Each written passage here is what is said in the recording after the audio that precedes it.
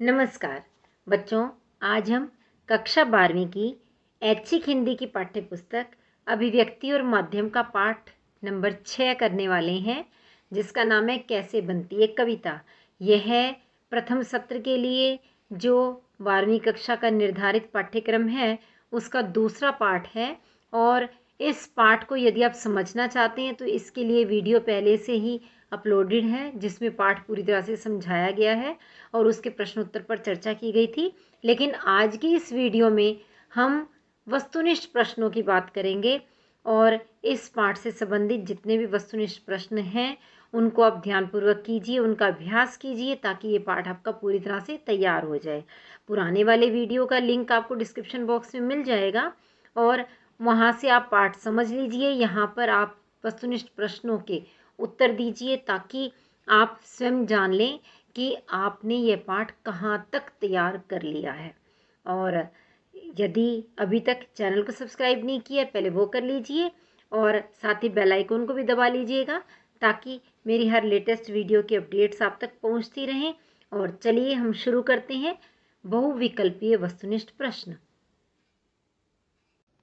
तो हम शुरू कर रहे हैं पाठ नंबर 6 कैसे बनती है कविता, इसके वस्तुनिष्ठ प्रश्न। सबसे पहला प्रश्न देखते हैं, कविता निम्न में से किसके सर्वाधिक निकट होती है? ढांचा, राग व संवेदना, शैली या फिर स्वरूप? तो कविता हमारी राग व संवेदना के सबसे निकट होती है, इसीलिए इसका सही उत्तर क्या होगा? ख। दूसरा प्रश्न देखते हैं, कविता लेखन के बारे में कौन सा मत प्रचलित है? क, कविता लेखन की प्रणाली सिखाई जा सकती है। ख, कविता लेखन की कला जन्मजात होती है। ग, क व ख दोनों सही हैं और घ ना तो क सही है और ना ही ख। तो इसका उत्तर क्या होना चाहिए बच्चों? क्योंकि आपको मालूम है कविता लेखन के बारे में दो मत प्रचलित हैं। एक मत तो कहता है कि कविता लेखन की प्रणाली सिखाई जा सकती है और दूसरा मत कहता है कविता लेखन की कला जन्मजात होती है। तो इसीलिए सही विकल्प जो होगा वो ग वाला होगा, जिसमें क व ख दोनों सही हैं। तो इस तरह से ग विकल्प सही होगा। तीसरा प्रश्न, निम्नलिखित में से कौन सा कविता का तत्व है? शब्द विन्यास, भाव एवं विचार की अनुभूति, भाषा का सम्यक ज्ञान या फिर उपर्युक्त सभी? तो कविता का तत्व की अगर हम बात करें, यहाँ पर ये सभी कविता के तत्व हैं। शब्द विन्यास भी है, भाव एवं विचार की अनुभूति भी है और भाषा का सम्यक ज्ञान भी है। इसलिए सही उत्तर क्या होगा? घ विकल्प सही होगा, जिसमें हम कहेंगे उपर्युक्त सभी। आगे देखते हैं प्रश्न संख्या 4, तट पर बगुलों सी वृद्धाएं विधवाएं जब ध्यान में मगन, मंथर धारा में बहता जिनका अदृश्य गति अंतर रोदन। उपर्युक्त पंक्तियों से कविता का कौन सा बिंब उभरता है? दृश्य बिंब, स्मृति बिंब, स्पर्श बिंब या फिर घ्राण बिंब? बच्चों, बिंब का अर्थ क्या है? इन पंक्तियों को पढ़कर हमारे सामने एक चित्र सा उभर आना। अब यह चित्र किसकी तरह से उभर रहा है? एक दृश्य के रूप में या यादगार के रूप में, या फिर इसमें हमें स्पर्श का अनुभव हो रहा है, या फिर हम घ्राण बिंब यानी सूंघ पा रहे हैं? तो ऐसा तो इसमें कुछ है नहीं, इसमें तो एक दृश्य सा हमारी आंखों के आगे उभरता है। इसलिए सही विकल्प होगा क, दृश्य बिंब। आगे प्रश्न संख्या 5 पर पहुंचते हैं हम। कविता कोने में घात लगाए बैठी है, यह हमारे जीवन में किसी भी क्षण वसंत की तरह आ सकती है, यह कथन किसका है? क, मैथ्यू अर्नाल्ड, ख, जॉर्ज लुइस बोर्खेस, ग, सुमित्रा नंदन पंत या फिर घ, जयशंकर प्रसाद? तो सही उत्तर होगा ख, जॉर्ज लुइस बोर्खेस। आगे प्रश्न संख्या 6, कविता का जन्म किस रूप में हुआ? वाचिक, लिखित, मुद्रित या फिर तकनीकी? तो वाचिक का अर्थ होता है बच्चों मौखिक, यानी इसको लिखने से पहले बोलने के रूप में शुरुआत हुई इसकी। बचपन में जो छोटी छोटी लोरियां गाकर सुनाई गई या बच्चों ने खेल खेल में जो गीत गाए वो सब कविता के रूप में हो गए। तो वाचिक का अर्थ मौखिक हुआ, लिखित जो लिखा जाए, मुद्रित जो छपा हुआ हो और तकनीकी मतलब जिसमें टेक्नोलॉजी का सहारा लिया जाए, तकनीक का सहारा लिया जाए। तो सही उत्तर क्या होगा? क वाचिक। आगे पहुंचते हैं प्रश्न संख्या 7 पर। कविता के संबंध में प्ले विद द वर्ड्स किसके द्वारा कहा गया? क विलियम वर्ड्सवर्थ, ख W.H. ऑर्डेन, ग जॉन कीट्स या फिर घ विलियम शेक्सपियर। तो इसका सही उत्तर क्या होगा? ख W.H. ऑर्डेन। आगे प्रश्न संख्या 8। कविता रचना के लिए सबसे पहला उपकरण है शब्द, अर्थ, वाक्य या फिर भाव। तो सही विकल्प क्या होगा? जिसके बिना कविता की रचना बिल्कुल संभव ही नहीं है, वह है शब्द, यानी क विकल्प सही होगा। आगे प्रश्न संख्या 9। प्रभावशाली कविता रचने के लिए निम्नलिखित में से कौन सा तत्व आवश्यक नहीं है? क ऐन्द्रिक पकड़ द्वारा निर्मित बिंब और छंद, ख प्रतिभा और अभ्यास, ग संकेत, शैली, प्रचलित प्रवृत्तियों का ज्ञान या फिर घ सामासिक शब्दावली। तो बच्चों इसमें 3 तो ऐसे हैं जो कि आवश्यक हैं कविता रचने के लिए, केवल एक ही ऐसा है जिसकी ज़रूरत नहीं होती। जैसे क वाला देखिए, ऐन्द्रिक पकड़ द्वारा निर्मित बिंब और छंद, यानी हमारी जो 5 इंद्रियां हैं उनके द्वारा हम बिंब का निर्माण करके और तब कविता को समझ पाते हैं। तो यह तो बात सही हुई। और प्रतिभा और अभ्यास, यानी कविता रचने के लिए प्रतिभा की भी आवश्यकता है और अभ्यास द्वारा इसे और अधिक अच्छे से किया जा सकता है। तो यह भी सही है। तीसरा है संकेत, शैली और प्रचलित प्रवृत्तियों का ज्ञान। जब तक ये ज्ञान नहीं होगा कविता भी नहीं रची जा सकती। तो केवल एक ही विकल्प बचता है घ सामासिक शब्दावली। यही हमारा उत्तर होगा क्योंकि यह तत्व आवश्यक नहीं है। आगे प्रश्न संख्या 10। जिस प्रकार इंटरनेट ज्ञान विज्ञान की नई दुनिया से जोड़ता है, उसी प्रकार शब्द कविता की दुनिया में प्रवेश कराते हैं। इसका कारण है, 4 कारण दे रखे हैं, इनमें से हमें छांटना है कौन सा वाला सही होगा। कविता के शब्द अर्थ की कई परतों को खोलते हैं, यानी शब्दों के द्वारा अर्थ की अनेक परतें खोली जाती हैं, ये कहना चाहा है यहाँ पर। और दूसरा विकल्प दिया है शब्द कविता को रचने व सराहने की क्षमता प्रदान करते हैं। मतलब अब अगर आप कविता को लिख रहे हैं या फिर कविता को समझना चाहते हैं, तो जब तक शब्दों का ज्ञान नहीं होगा तो आप उस कविता की सराहना भी नहीं कर सकते। ये बात भी सही है। और आगे है उचित शब्द चयन से भावों और विचारों की संप्रेषण शक्ति आती है। संप्रेषण शक्ति मतलब कम्युनिकेशन, यानी आप दूसरों से कम्युनिकेट कर पाते हो, दूसरों तक अपनी बात को पहुंचा पाते हो, तो यह संप्रेषण क्षमता होती है। यह बात भी सही है। तो इस हिसाब से हमारा सही उत्तर कौन सा बना? घ वाला, यानी उपर्युक्त सभी सही हैं। आगे देखते हैं हम प्रश्न संख्या 11। कवि अपने भावों का साधारणीकरण करता है क्योंकि। साधारणीकरण का मतलब क्या है? अपने भावों को साधारण तरीके से सिंपल करके वो आगे श्रोताओं तक पहुंचाता है या फिर जो कविता पढ़ने वाले हैं उन पाठकों तक पहुंचाता है। क्योंकि इसके पीछे कारण क्या क्या देखो। वह अपने भावों और विचारों से समाज को परिचित कराना चाहता है। या ख विकल्प दिया है कवि को कठिन शब्द लिखने में परेशानी होती है। या ग कवि साधारण शब्दों में लिखने में सहजता अनुभव करता है। या घ क्योंकि उसके भाव नितांत साधारण होते हैं।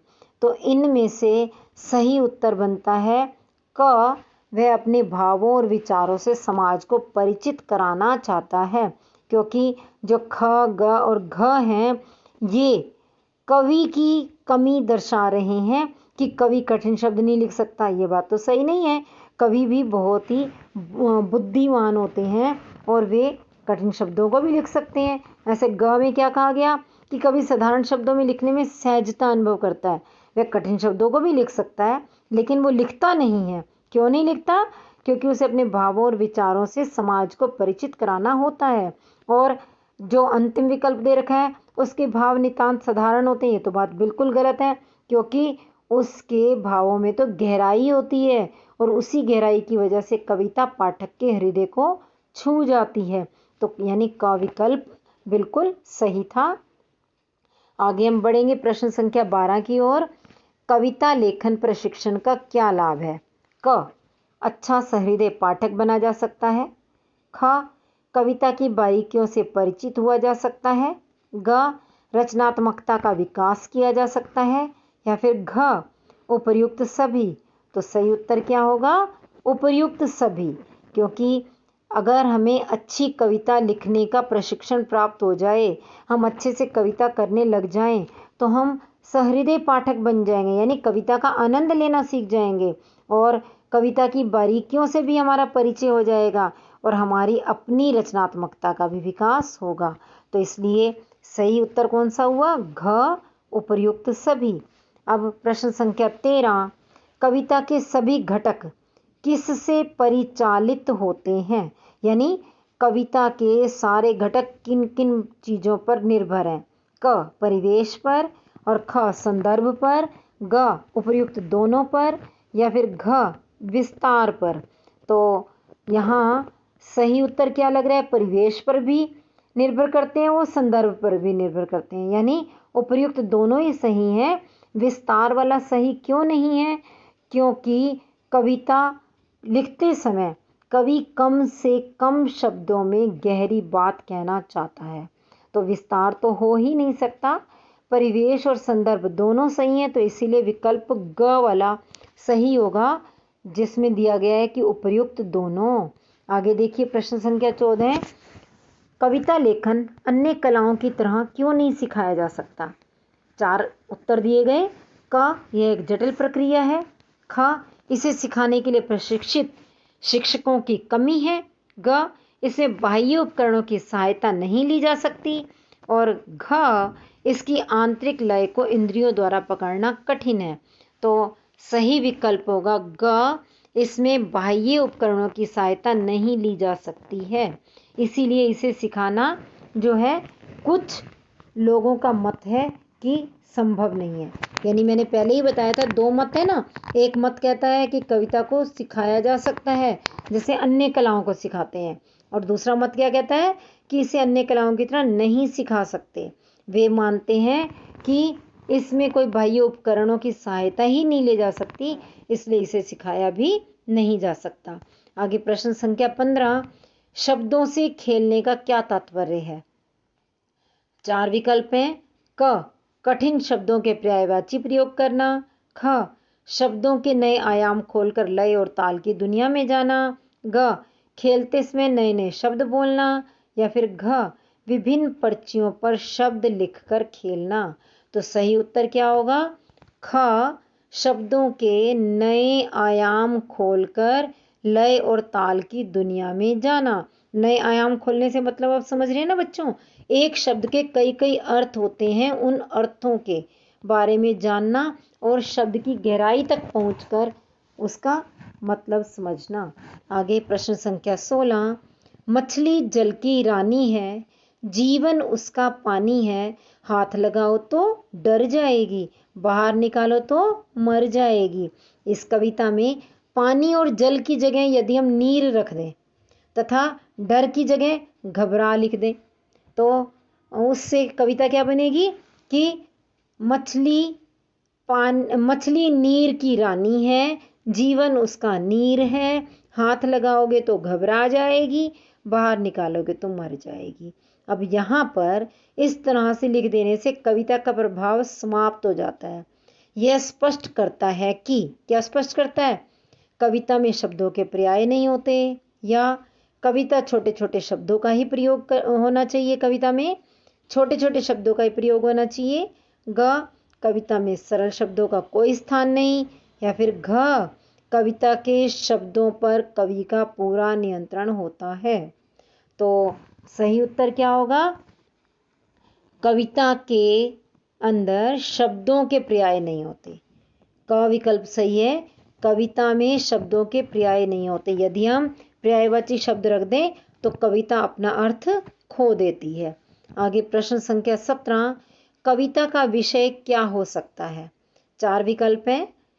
क, इतिहास, भूगोल, अर्थशास्त्र जैसा कोई भी विषय हो सकता है। ख, हमारे दैनिक जीवन से जुड़ी हुई कोई घटना हो सकती है। ग, मन में उमड़ने घुमड़ने वाला कोई भी भाव अथवा विचार हो सकता है। या फिर घ, उपर्युक्त सभी। तो बच्चों आप समझ गए होंगे कि उपर्युक्त सभी ही सही है, क्योंकि आपने विभिन्न विषयों पर कविताएं सुनी होंगी।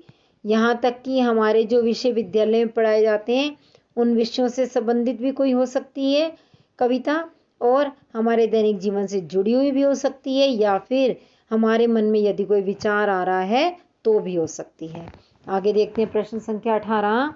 निम्नलिखित में से कौन सा कविता का रूप नहीं हो सकता? क, माँ दादी नानी की लोरी के बोल।